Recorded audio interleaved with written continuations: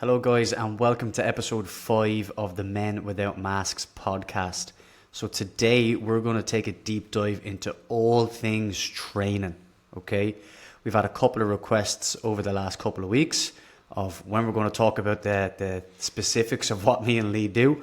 So, we're going to talk about all things mobility, strength, conditioning, a little bit of nutrition and lifestyle. And the goal of the podcast is to give you a great idea and to equip you with some frameworks and some practical tools to start training by yourself if you're not doing it already, or to bust a couple of myths that might be holding you back. So that's what we're going to do. So I'm going to begin by asking Lee an old classic, right? Which is, if we have a couple of individuals who are training consistently but not seeing results consistently, what do you put that down to, Lee, when you see new clients? It's a loaded question. I don't know how many times I've heard this as well, much like yourself, I can imagine. Look, honestly, like there's so many different avenues you can look at here. For me, I personally think the majority of it is people just aren't giving enough effort, right? They're going into the gym, and a classic example, we all know someone, and this is absolutely no shade to that respective person, who's been in the gym for 12 plus months. You see them 7 days a week. They don't look any different. They're never lifting any heavier. They're not even sweating anymore, right? And to me, it is just, yes, you can talk all things sets, reps, exercise selection, all you can really dive into the specifics, but honestly, none of that really matters if you work hard enough.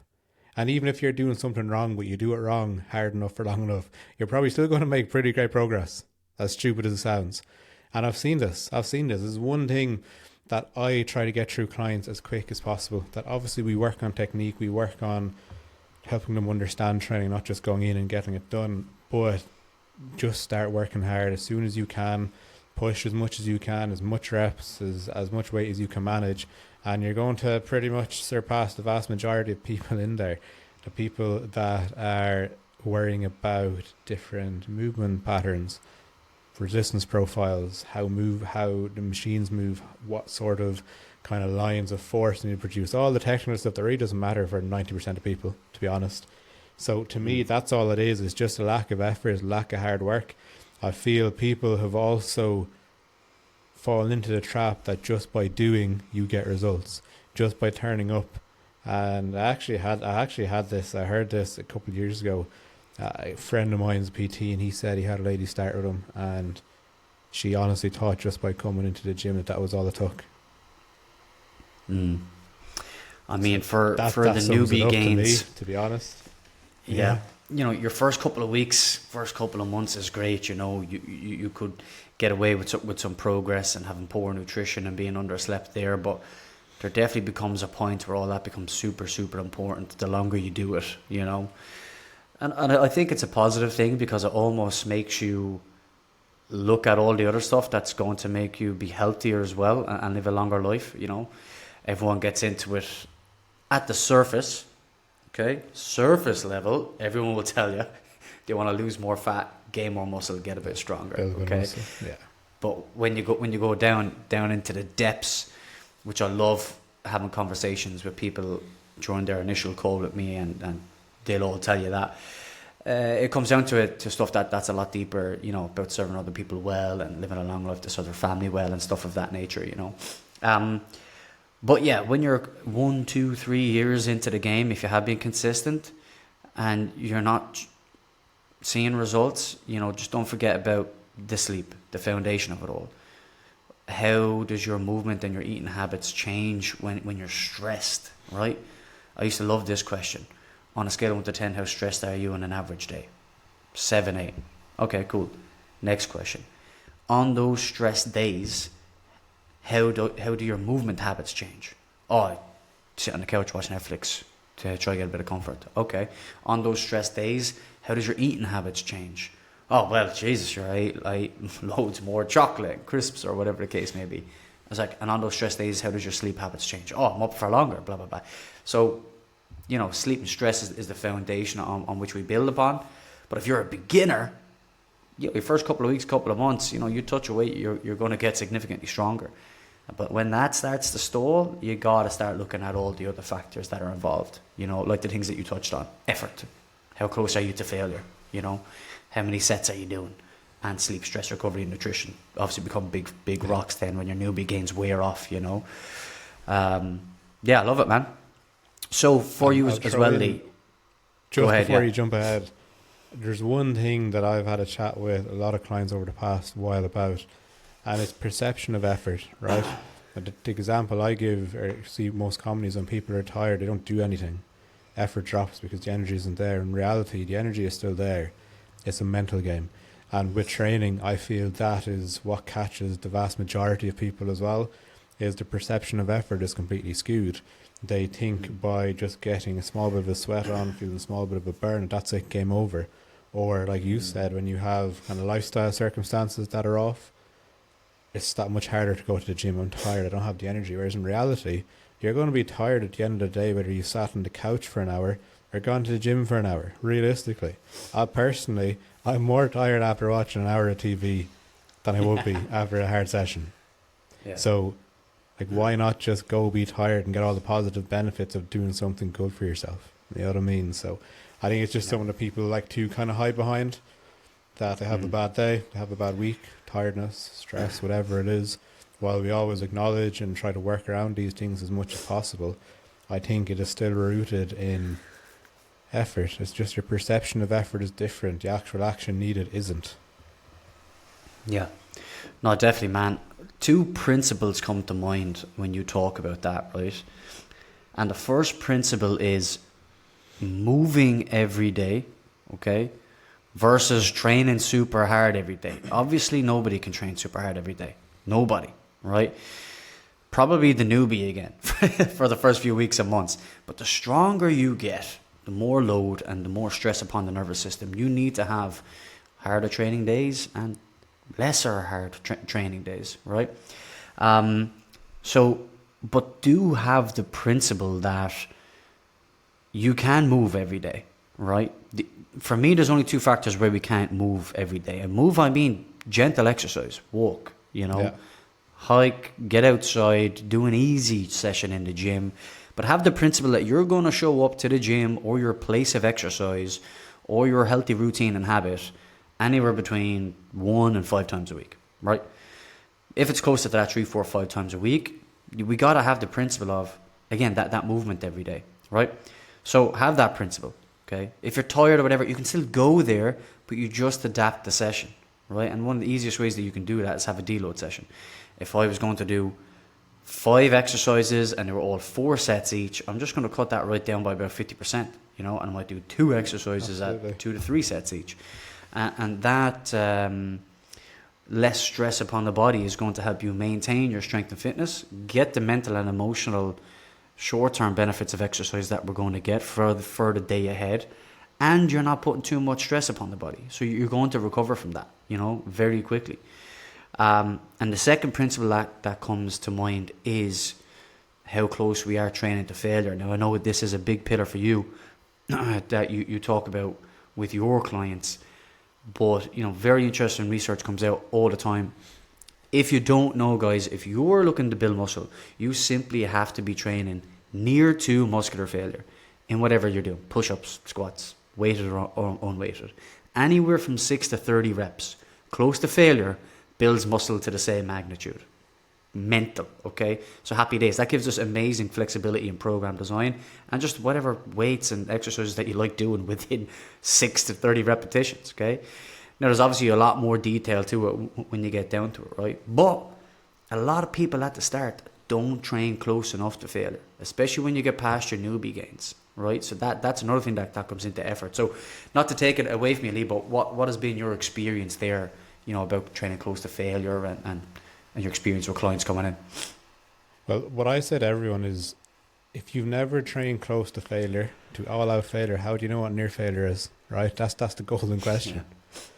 So, to me, I personally feel the vast majority of people don't train even near to failure. It's just a self-protective mechanism. You feel the movement get tough, the muscles get tired, start burning. subconsciously, right, this job done, we're getting uncomfortable. That's why it's a mental game. As you know yourself, it's not just purely physical. It's actually just being able to control your mind, be able to push past that initial discomfort phase or point to that point of, right, this is fucking horrible. I physically can't do another rep. So with me, I always just push. It's always all failure for the most part. Unless I have someone that knows how to train and I've been able to see that they can actually train adequately, then we start talking about near failure and pulling back 2 reps in reserve, all this. But the vast majority of people, they don't need to worry about any of it. Just go in, push the failure this week. Whatever numbers you get this week, get more the next week and the next week and the next week. And that's as complicated as I make it for the vast majority. Now, I do have a lot of athletes that I work with. It's a completely different ball game. Like, you're trying to kind of periodize your volume across weeks and months of a season. And then you could have a period of 4 weeks where 1 week you have to push hard and you have to pull back for 2 and push, depending on everything that comes alongside it. But for anyone that's listening, and the likelihood is there's a couple of people listening who probably think they train hard and train to failure. You probably don't. Yep. You would know if you do. You're going to be sore, you're going to be tired, but you will see unbelievable strength gains. You'll see unbelievable body composition changes. So if you think you train hard and you think you train to failure and you're not seeing any of those results, then that's your answer. Plain and simple. Yep. Love it. Like, there's loads of research on this over the last few years, guys, right? And we call it reps in reserve. Okay, so for anyone who doesn't know, let's say I'm going to give you 3 sets of push-ups, right? And on your last set of push-ups, I say, go until you literally cannot do another push-up, okay? And if you have an individual who literally get to failure, okay? Now, again, this is more important for intermediates and advanced trainees. Again, that newbies in the first few weeks and months, you touch a dumbbell, you're going to get stronger. You know, it's just so... It's an amazing time in your training journey at the very beginning. So just enjoy that rate of progress, because it ain't always like that, right? So when it comes down to the failure part, usually the last set for my trained individuals, the last set of a given day, if I'm like, I haven't done an AMRAP with them in a while, kind of wonder how much they've gotten better by. My last set, my 3 sets of push-up, will go to muscular failure till you cannot do another rep, okay? Let's say they get 15, okay? But I also give a given tempo, because a lot of people can just go faster the next week, right? And cheat the system. Yeah. So I might say, give me a 2 seconds down, a 1 second pause, a 1 second up, and a 1 second pause at the top, right? And I might keep that tempo the very same for 4 weeks, whatever the case may be, right? And then I'm going to make sure that he does the same tempo as the last time we done an AMRAP, so we can compare the data and see if this individual actually has gotten better in their muscular endurance in that particular movement. So let's say 4 weeks ago, they were able to do 8. Now they're able to do 15, okay? So that means if I was using my old failure rep, still going forward, they weren't close enough to failure, right? We have to be somewhere within the region of 1 to 4 reps to muscular failure. And most people do not train close. Most people feel that they're within that range, but the research shows that most people don't, okay? How do you know? Pick an exercise that you feel relatively safe at. Pick an exercise that is safe for you to fail at, if you have a spotter and things like that. And your last set, every couple of weeks, go to muscular failure, when you know you don't have to use that muscle again in the same session. That's a nice little system that I use. So now I'm not using my 8 rep as his actual failure rep. Now I'm using that 15 rep as his actual failure rep. Now for the next few weeks, I know I'm going to dance around that region of 11 to 14 reps to make sure that he still progresses in regards to strength. And this is more applicable to muscle, specifically muscle. So that's a nice little framework for you. And you can do that, guys, at home with squats, with push-ups, you know. So it's a nice little framework for you to get going. So yeah, that's me, man. Anything else on that? No, there's one thing I want to touch on as well, because obviously when we're talking all about intensity and like muscle soreness and recovery, there's a good chance that most of the people listening here, I know myself, it is the case. You wake up every day and you have some kind of stiffness, you have some kind of ache, and just ultimately, like, what's your perspective on it? Because I know you dive a lot deeper into the kind of biomechanical and the mobility side of things. So, like, yeah, I'm not going to say when did that become normal, but why do we contribute that as normal now, and should it be, essentially? Yeah, so movement and joint pain specifically around the context of movement assessments, is just the absolute foundation for me, right? If an individual is coming in the door, or a client is coming in the door looking for a 12-week program or some guidance, we really need to have a good idea of what their mobility, stability, limitations, and what their strengths are, right? And we can do that through a full movement assessment, okay?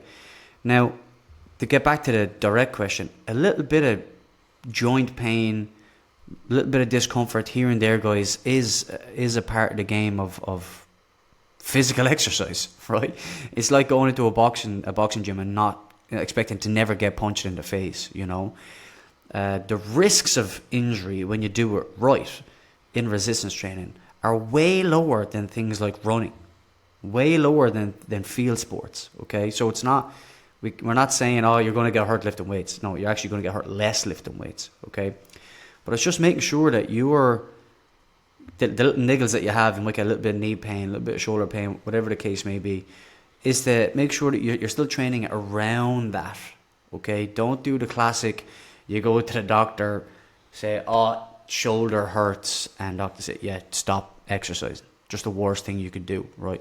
You can absolutely train around it, okay? And ways that we can mitigate that to absolutely reduce our incidences of pain that may happen is to do very simple things like, number one, do exercises that are within your mobility and stability limitations, okay? Easy example. I assess an individual, they have very poor overhead flexibility, okay? Very poor. But if they're unassessed, okay, now I was a CrossFit coach for 7.5 years, and you'd often see in certain classes that this member Pat over here is really struggling to do a barbell strict press the bar over his head, and his back is like this, and he's all over the shop, okay? I'm looking at that and I'm just saying, obviously he doesn't have the required shoulder mobility for that movement, so it's always going to be an uphill battle, and the likelihood of him getting hurt doing that in his shoulders or his lower back because of movement compensations are much higher.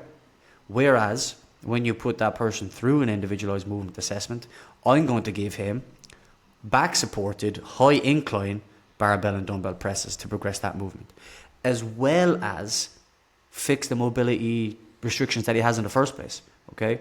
So if you're in pain because of those types of scenarios, that is a red flag, that is a no-go. It's a red flag in the environment that you're in, the coach that you're in, or yourself, okay? It's just your ego getting in the way, especially if you know that this movement is not so good for you because of your mobility or stability limitations, okay? But again, a little bit of knee pain here and there, shoulder pain, a little bit of tendonitis. It's all just to make sure that you don't progress too rapidly, right?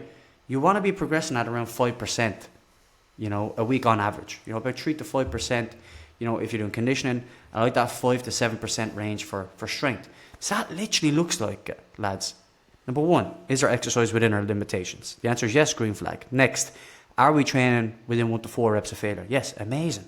Next, what do we do next week? Do we add 2 sets compared to what we did last week? No, that's about 50% improvement if you've done 2 sets the week before. But you're literally adding 1 or 2 reps, a couple of pounds, and you're doing it in such a way that you're building up. You want to reduce your reps to add a set so that the jumps in total volume load, we call it, is not so aggressive. Think about people who start up running, okay? Foot pain, ankle pain, plantar fasciitis, IT band syndrome. It's very often people just going from 0 to 100 real quick. So just managing your load in that very systematic micro progression way keeps you in the game for longer with less pain. So that there's a few things to it. I know I went down a couple of avenues there, but that's how complex pain is. There's other factors. Sleep, another huge one, right? Another huge one. Pain from activity versus inactivity. You're going to be in more pain in inactivity, especially the older that you get. So which one are you going to choose? Choose the activity. Yeah. Choose a good environment. Choose a good coach. Be smart with your exercises and your progression. You're going to mitigate the amount of times that you experience pain. Consistency breeds growth. Bosh. Repeat for life. And I'll add to that as well. So like injury especially, like you are going to get injured in the gym. It happens. It is what it is. It's a physical sport. There's no denying it. But what is most people's reaction to getting injured? They stop absolutely everything. Whereas in reality, if you have a left shoulder that's in bother, but you can do everything else, and you will still get the systemic benefits from exercise and progression, the nervous system benefits that will help from a recovery perspective. And it's something that I actually had a chat with a client this morning about. So if you have aches, pains, or niggles, right, from a given incident or whatever it is, and you're trying to return to exercise, being able to do more in the presence of the same level of symptomology is progress. Just because you're still sore doing something does mean there's still an issue there, because if you've been able to do 25% more today without an increase in symptoms, that's a massive progress. Your work capacity is increasing. And there's a level of that, I feel, that is where people get trapped. It's like, well, I have an ache or a pain that's still sore. It's like, well, resting it isn't going to do anything except put a plaster over the crack. Ultimately, all you need to do, I have found, is find, like you mentioned, something that is within your comfort zone, a pain-free or as close to pain-free a range or exercise as possible, and just simply work up, because that's mainly what rehab is. For the most part, rehab is finding exercise that you can do pain-free until you can progress to movements that might cause a small bit more pain. But that's not the end of the world. More pain, but we get more progression, and the pain doesn't keep increasing, but the progression does. Then happy days, you're on the path to recovery, compared to being sore and not moving because I'm sore, which is probably the most common excuse I hear anyway, personally. Yeah. No, it's a fact, man. And that's a great little system, finding the available range that causes no pain in the same movement, movement pattern potentially, or you're changing the movement altogether to get more range of motion. But the principle, guys, the guiding principle is movement. As many days as you can. Training. As many days that you want to train and that you can recover from over the long term, But don't stop because of a niggle here and there. That's just not the way. Sit on the couch because you a little bit knee tendonitis. It's there's things that you can do to find out why that happened, and there's things that you do to mitigate that from happening again. There was another thing. Oh yeah, here's a really, really important one. Okay, coaches and personal trainers like me and Lee, right? I'm okay saying this, are a jack of a few trades, right? Especially myself, I love learning about multiple things, okay? Jack of all trades, the master of which one. So if you're with a coach, guys, and you're training around it or whatever, but as soon as it comes to direct pain, okay, and it's not going away after a few simple strategies, you got to go to see a physiotherapist. Not down the medical route. You go down the medical route if you break a bone, you have a severe injury, impact injury, something like that, right? But some of the best advices that I've given over the years is someone coming to me saying that they went to the doctor because of knee tendonitis or whatever, and their job is to give you medicine, tablets, or you might get a referral depending on which country you're in, and you could be waiting God knows how long for that, right? And then some of the quality in the medical industry is not great. You're doing old methods like red light therapy and stuff like that. If you go to a good physiotherapist, right? If you and your coach can't sort it out, or if you can't sort it out yourself, a good physiotherapist will assess and prescribe. And what will they prescribe? Resistance training. Now, resistance training doesn't mean more prominent as well. Yeah, so the lines are just getting so blurred between strength and conditioning coaches and rehab therapists, right? Because everyone's starting to figure out what works. Well, it's the thing that was weak that caused it, it's making that stronger, or the thing that was very immobile, it's making that more mobile. And what do tissues respond to? Tension. And what tools do we have with that? Resistance training and body weight. So, you can't go wrong with getting strong. That's another one. So just please have a really good physio in your network as well. If you and your coach can't figure it out, make sure it's within your coach's scope of support to what you're doing, which is prescribing exercise. And if that doesn't resolve it after a few days to a week or two, get yourself to a professional. And then your physiotherapist and your coach can communicate together, giving you the greatest outcome. Do you know what I mean? And that's helped countless clients of mine over the years, So it's just good to work in that kind of system, I would say. That would help a lot of people. Yeah, completely agree with that as well. Absolutely. You said, Dave, once that getting results isn't hard. That's more or less what we've been talking about, but keeping them is. So what do you believe is the method or the mechanism behind why people just fucking go backwards after 6, 8, 12 weeks. Why they can't actually stay on track. I have my own philosophies and thoughts on it, but I'd love to hear yours. Yeah, listen, consistency is massive. It's the first word that comes to mind, right? The initial work, right? Let's take one outcome. Again, let's take muscle building, right? Easy one. The variables to build muscle significantly over time are as follows. Number one, tension, right? You can create tension with body weight, a wall, the floor, and all the ones that we know. Dumbbells, barbells, kettlebells, take a pick, okay? Pull-up bars, doesn't matter. And that tension needs to be taken close to what you just learned. Close to muscular failure. How close? 1 to 4 reps in reserve. Between what ranges? Between 6 and 30 reps. Done. Okay?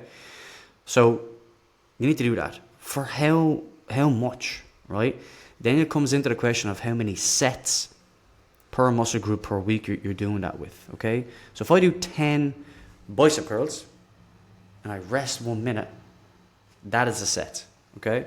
So just so in case you don't know what a set is, anyone's listening. So if I'm doing 3 sets of that, a bicep curl variation on Monday, a bicep variation curl on Wednesday, and another one on Friday, okay? So if I'm doing 3 sets on Monday, 3 sets on Wednesday, and 3 sets on Friday, that is 9 sets of bicep curls in a week, okay? And the amount of sets that we need to do per week to maximize muscle growth, again, there's amazing research on this over the last few years. It kind of dances around this kind of broad range of kind of 8 to 18 sets. And kind of 18 sets seems to be, you know, the higher end of efficient, okay? Will you build more muscle with 20 sets, 25 sets? The answer is possibly yes, providing you can recover. But the return on investment of the amount of muscle you will build actually starts to lessen past around 18, 20 sets tops, okay? So we know that. So if you want to put on muscle fast, right, as fast as you can, it's all about identifying the body parts that you really want to grow muscle in, hitting those variables along with enough calories and protein, by the way, enough carbohydrates to fuel your sessions. We know there's a lot of variables to it, but when you know the variables and where they should be, it is really easy, and it is a predictable outcome, right? So you need to eat more calories than what your body's burning, actually. So if you want to maximize muscle growth, if you burn this amount of calories on a daily basis on average, you got to be in that kind of 5 to 10% range. You don't got to go mad doing the old classic bulk 20% over your calories and you just get overweight for the winter. You don't have to do that, okay? Just that a little bit more than what your body's burning is the sweet spot, right? So there's all these variables to maximize it as fast as you can, right? Done. There you go. There's a framework. Enjoy it.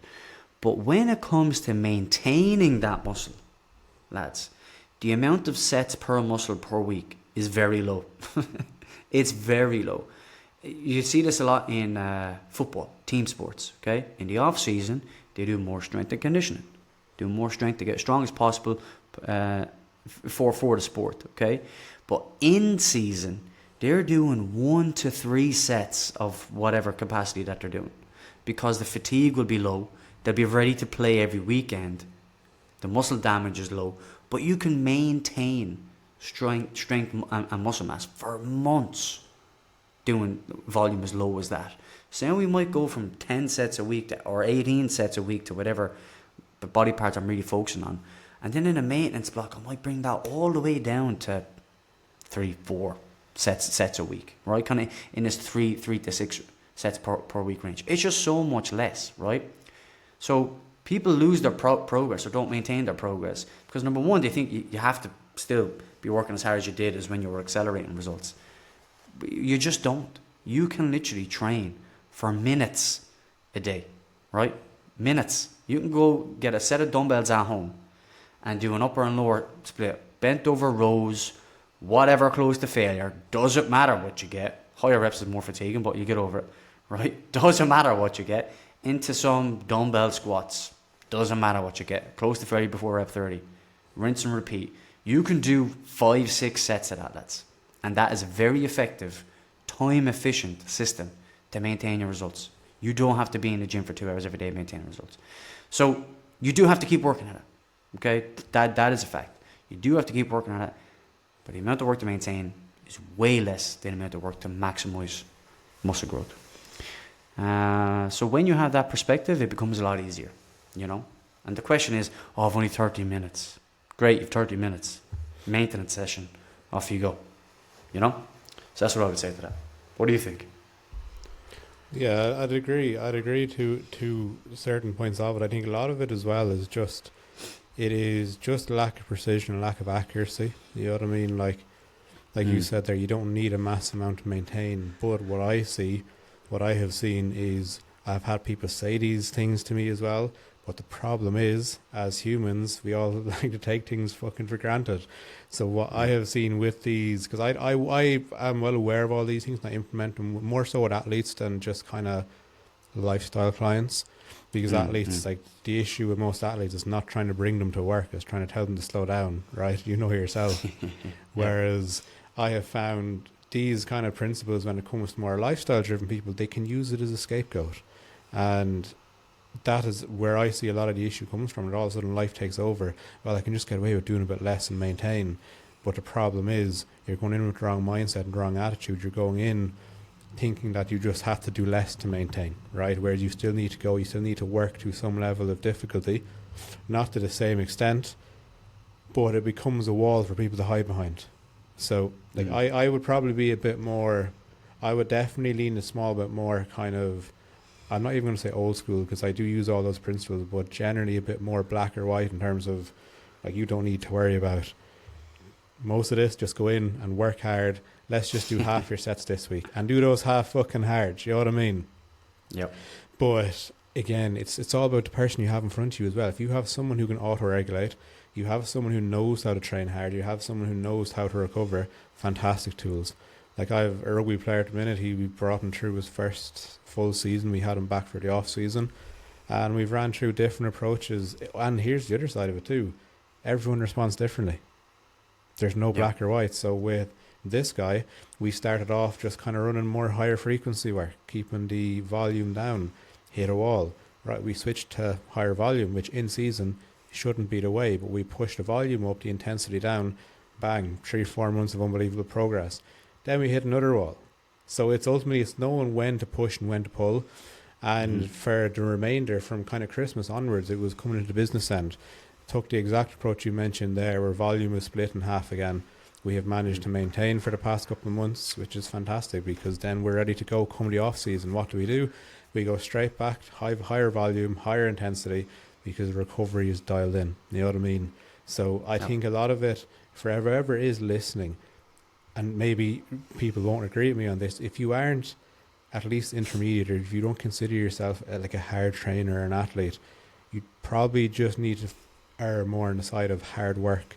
So if you're implementing what Dave says, you still need to work hard. And they're fantastic, 100%. And it will save you a hell of a lot of time. Because I had the same chat with a guy this morning. You only have 30 minutes, 20 minutes, grand. One set of everything, just go to failure. Simple as. But just don't let it become someone to hide behind, as I've seen it time and time again, as you have yourself, no doubt. No, facts, man, facts. Yeah, I love it, man. So that, you know, that comes into the context of time you touched on there, right? And you've told me a few bits and pieces about time management work that you work with your clients, and the challenges that a client may have with time management. You know, people are busy, right? People have jobs. Certain jobs are more time demanding than others. People have families, some people don't, you know. So everyone's schedule is a little bit different, and some people do legit have less time to give than others. But what do you think about that, and how do you manage that? You know, what's your tips for people who may struggle with time? Do you think that people actually need more time, or are they also just using time poorly? So what do you think? So I think unless you know where every minute of your day is going, you don't know if you have enough or too little time. That's like trying to save for a mortgage. Like, I don't know what I spent today or this month. I'm saving though. You know what I mean? So I think a lot of it comes from just shining a light. And like, you don't have to military precision. Right? You don't have to be, but doing it at least once and knowing roughly where all your time goes in a week. I have not had a client who hasn't had more time in the week. Even if they have come from a point of tearing their hair out, that there isn't enough time to fit things in. So what I would do, and I'm quite big in it myself, is schedule. Okay, so Most people's week is going to be 60 to 70% the same. If you've got kids, if you don't, if you train, if you don't, if you go to work, if you don't, your week probably isn't changing massively on every level week to week. So you can probably plan or schedule or allocate time for 60 to 70%. We always aim to allocate time for everything. It doesn't work. But that's where you will see where your time gaps are. I run, my day is broken down into 10, 15, 20, 30-minute segments. So I haven't had a day go to plan yet. It very, very rarely does. But I haven't had a day go completely off the rails much more than maybe 20%, because there's always time there. And I'll also add this as well. If you are aware of where your time is going, the next question is it a good use of my time? So, for example, if you're doom scrolling for 90 minutes in your day, but you don't have time to train, which is a lot of people, then the question isn't, do I not have enough time? It's, where do I spend my time? And then that becomes a game of, well, what is more important to you? Do you actually, and there's no right or wrong here, do you actually value your doom scrolling more than getting to the gym and looking after your health and fitness? If you do and you love doom scrolling, it's absolutely fine. If you love your Netflix, absolutely fine. But there's a sacrifice. There's always going to be a price to pay. And like we touched on, the price, whatever you don't pay now, you will pay in years to come. So when it comes to time, the first thing you can do is do a schedule, even a rough one. Know roughly what time you get up, what time you go to sleep, where you're going to be in your day. Do it for a week or two. I can guarantee you will have less decision fatigue. You will have less time overwhelm. And without even trying, you'll get more done in your week. And then you can be like, right, well, I don't have enough time because I literally am just back to back from morning to wake. Different story. What do we do then? Like you mentioned, well, can you free 15 minutes up? If you can, fantastic. Go and just do a full body circuit for 15 minutes. Go for it. Likelihood is, if you can do 15 minutes, you'll probably squeeze in 30. It's generally always is the case anyway. You know what I mean? So it's all about just making the barrier to entry low is where I see it. Plan and schedule is going to be everything. I don't think there's, from a time perspective, there's not any other alternative methods that bring the same level of results. And then you can essentially analyze where it's been spent, where it's been wasted, where it needs to go, and you'll have a better idea of how long things should take, and not giving yourself an hour to do something but spending 30 minutes on your phone or 30 minutes chatting or whatever it is. Same way I would say most people in work, if they have deadlines to meet, you're working hard, like that deadline has to be met. Adopt the same sort of principle, the same priority to everything else that you need to do. That's all it takes. And it is very, very simple. So like, I will not listen to someone say don't have enough time until they can come and tell me where all their time is actually going. And then when they've done that, and it's like, yeah, they're actually, let's figure this shit out. But until that, then it's just a matter of plan, get an idea where your time is going. And it might sound hard ass, but it's true. Yeah. No, it's facts, What man. about you? What's your thoughts on it? Man, well, listen, it's well known. My time management was horrendous growing up. Anyone who knows me knows that, you know, my time management was a real issue for a long time. And then I met Becky, and that was the end of that. No, jokes, but I have gotten way better. And just do what you're told. Facts. But listen, my best mates, Becky's my family, like terrible time management people. Is a few people in my family. So I tell you how I got better, and I did get a lot better. It's always a work in progress, you know, but number one was what you're talking about. Literally just, number one is awareness, right? It always starts with awareness. That number one, you have this problem and it is costing you, you know. Is a time assessment sheet. I do it with my clients now as well. So but the time assessment sheet is, you can write it down pen and paper, lads. Write midnight 400000, and in 15 or 30 minute blocks if you want to. We're going to get super detailed 15 minute blocks, but 15 to 30 minute blocks, just write out the time of the day over 24 hours. Okay. If you want this, by the way, actually just send me a message and I'll just send it to you, right? So you just start writing out what you did the day before. Okay, you do that for a couple of days, and you will find, guys, that doom scrolling, piss arsing about doing a whole lot of nothing, like, you know, a whole lot of nothing, and you will find that you have opportunities to train. You will find that you will have opportunities to insert X thing that you want to do that's valuable. Okay, If you write that out and you literally have nothing, then again, you have nothing. And you training just for health, which you don't need a lot of training for health, by the way, to look amazing and have high amounts of strength and high amounts of muscle mass, then yeah, you need to do a little bit more work. But for health, guys, again, it comes down to that maintenance volume. It's not that much. The people who are not the people who come out of the least fit in regards to strength and fitness get the biggest return on investment for their effort and time. So the people coming from zero, or the people doing a little, are truly the people who are getting the biggest return in regards to health and longevity, disease prevention, mental and emotional health, So, massive. So, time management sheet. And I've recently, by the way, Lee, I absolutely love the deadline thing. Like, I'm a total believer of that. What's the principle, man? It's a task will take the time you give it. Absolutely. Right?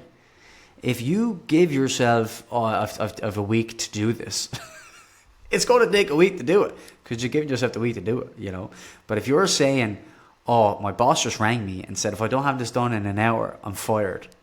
90% of people are going to get that done in that hour. Yeah. It's going to get done. So deadlines are a wonderful thing. And what reminds me of that is college. When you go through an intensive time in college of all your assignments, you're like, how am I going to get through these 6 assignments or whatever the case may be? But there's a deadline. There's a date for each one. And again, most people in your class gets it done, and we all believe that, we're never going to get this done. And everyone gets it done, So deadlines is a wonderful thing. That time freedom back in college, wouldn't you? Yeah, it'd be so easy. Facts. And then finally, a very practical one for anyone who likes to time their tasks and keeps them accountable. I recently downloaded this app called Tick Tick. Have you ever heard of that? No, I'm pretty sure probably what's kind of like a timer for different things, is it?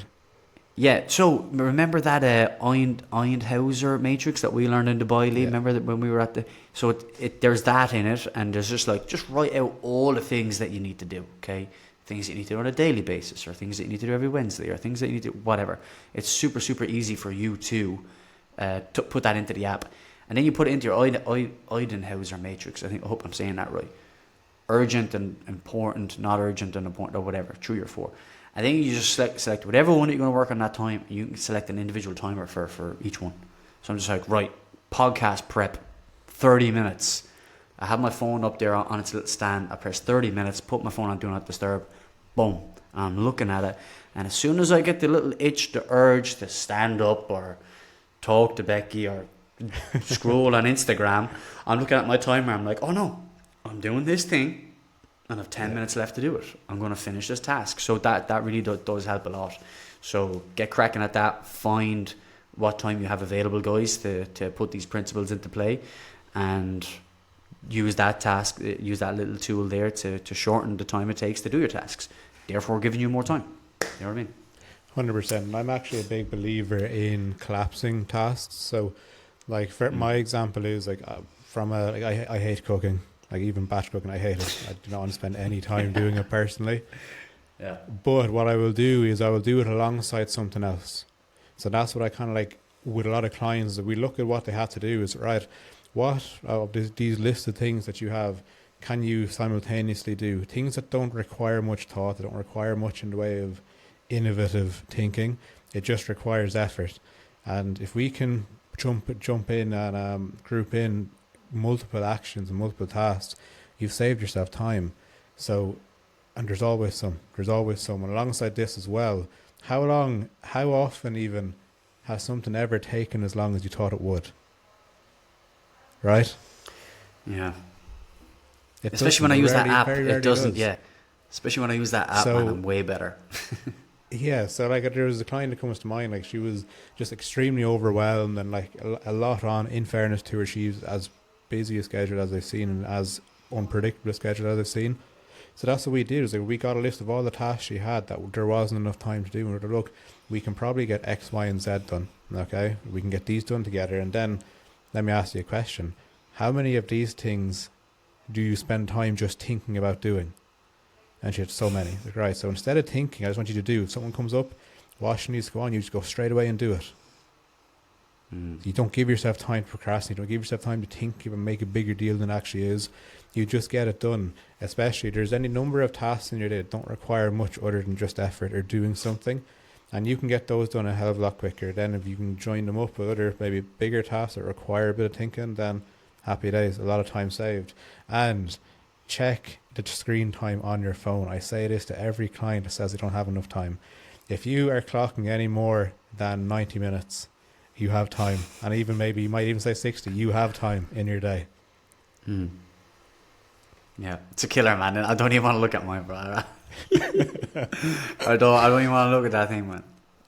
Promise I'm not. Well, look, we have an excuse. We work online, so you can give yourself a small bit of grace. You get. Yeah, one day I'll put it out, but I know that's going to be a shameful number, man. I love and also hate that our careers are online. You know what I mean? Parts of it, like, you know, social media. And stuff, that's something that gets me. I would love to be able to just switch off and take a couple of unplugged days. You can't, truly, not really. Bring back newspapers. Bring back newspaper advertisements. Yeah, and one for you, Dave. Yep. So just kind of touching back into the training and lifestyle side of things. So we've touched on sleep, in fairness, and we've touched on nutrition, but what does it mean, or what do you think it means to build the identity of someone, a healthy man, versus just ultimately following a plan? And linking back to a previous point, why does this distinction change everything about long-term results? Yeah, it's an important one, and we've touched on it in previous conversations. But you know, in the process of change, I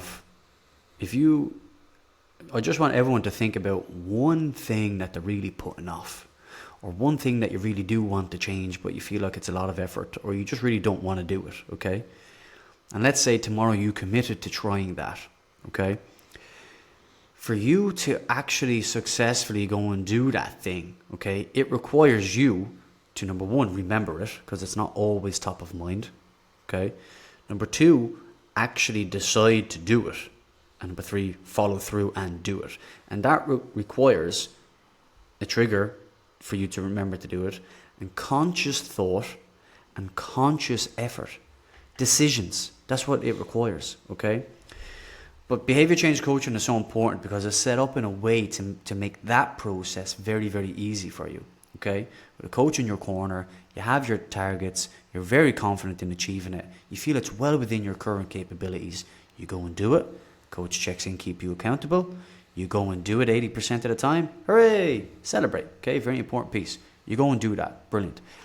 And then over time, it requires less and less thought. It requires less and less effort until that conscious behavior becomes a unconscious habit. It's just something that you do, right? And when you do that for long enough, it just becomes a part of your identity. So someone could ask you in 1, 3, 5 years' time that you haven't seen in such a long time, "Oh, Jesus, you're looking great. What have you done?" It's like, "Oh, I'm just a person who goes to the gym now. I'm just a person who lifts weights now. Oh, I'm a CrossFitter now. Oh, doesn't matter. You know, I'm a yoga person now. It doesn't matter." You know, when people start saying that, it is a part of your identity.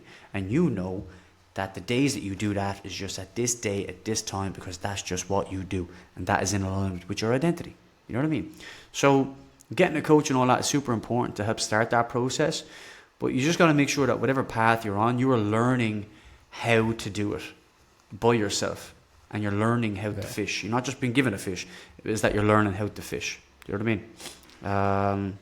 So that for me, man, is one of the most important things. What do you think? Couldn't agree more, because ultimately, like, everyone wants results, right? But the way I see it is results become inevitable if you become the person who does all those actions anyway. So if you want to improve your physique, improve your strength, well, we know we need to be on top for nutrition. We know we need to go and strength train, resistance train. So if you do those things weekly anyway, that result is inevitable. It's going to happen. So by essentially just embracing And what Gal said a couple of weeks ago, he said, like, this whole thing of comparison being a thief of joy, it's not. What you need to do is you need to look at someone who is where you want to be, who has the results you want, and ask them, what do they do every day? And start copying them. But that's ultimately what's got them there. And that's one thing I try to bring through with clients as soon as possible, as quick as possible, is the aim here isn't just to get you to a point, to a timeline, deadline, or result. It is to make this autonomous. It is to, as cliche as it sounds, to make this your lifestyle, but on a level that you don't even think that you have to think about it anymore. That to me is where people kind of get the identity and the difference between following a plan, because what happens when you stop following a plan, you go backwards. If you embrace and become the person who eats well, trains, gets their steps, sleeps, prioritizes them, then you get exactly where you need to be. Low friction, without overthinking, less decisions to make. As humans, that's a fucking perfect combo, right? Yeah. So, and it's also where I see the people that make it stick and people that don't. It is just they are now fit, they're healthy, they're health conscious, they're in tune with themselves. They don't do anything different than anyone else, but they have just become that person. And that's true for anything. If you want to be a pilot, what do? Well, you have to go and obviously study and learn, but then you have to do the things every day that a pilot does to become that person.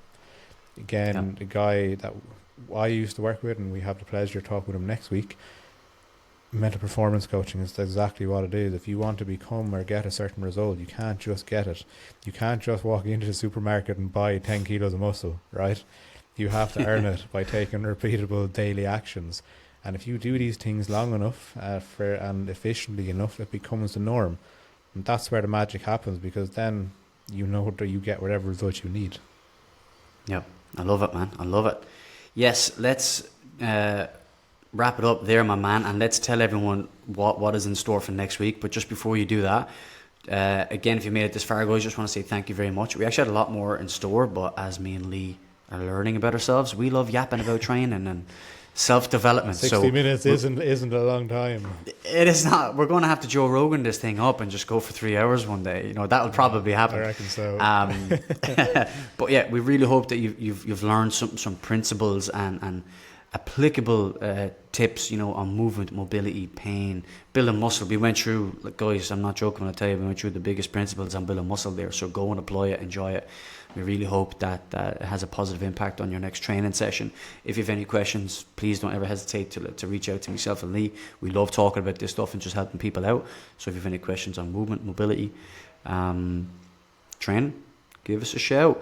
We've a lot more on conditioning and all that, and longevity, and I love that topic. So and a lot more on strength. So we'll keep that in the back pocket for another day. So yeah, thank you guys. So Lee, who do we have coming next week, and what's it going to be all about? Next week we have the pleasure of having Martin Brady on the podcast. So Martin he's an ex-military sniper. So he has been at the top of his game. He represented the country for boxing underage. So this guy has, as you will hear him say, he has wore many jackets. Now he is a mental performance coach, and he's the coach who actually helped get me where I'm going, put me on the path that I'm on. So it will be a very insightful episode. As much as we like to talk about all these different aspects of masculinity and mental health, this is what he does, right? So it is going to be an immensely valuable episode. It is going to be, and there's going to be clear takeaways for anyone that happens to listen. So if you are someone who is stuck, feels like they don't know where to turn to, what to do, maybe you feel like you're trapped, then this episode next week is going to be for you. So make sure and tune in. And one last little bonus for anyone who has made it this far. Myself and Dave are offering full training reviews. So all you need to do, drop us a message, reference the podcast, and we will review and overhaul your entire training systems. 100%. Be it a voice note, guys, or a video note, whatever. Just say, guys, this is what I'm doing, this is what I'm trying to achieve, this is what I'm trying, and these are the problems that I'm having.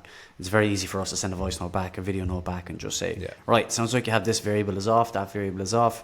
So yeah, we just want to use the platform to help people and just make it really easy for people to get going and to get some predictable results. You know, when you're doing it as long, you know which variables are important and you know which variables are really not important. And we just want to make it crystal clear for people of what those variables are. So give us a shout, give us a message, just reference the podcast, and we'd be delighted to help you through a message back. That's it. Absolutely. We'll see you guys next week. Love it, guys. Have a good week.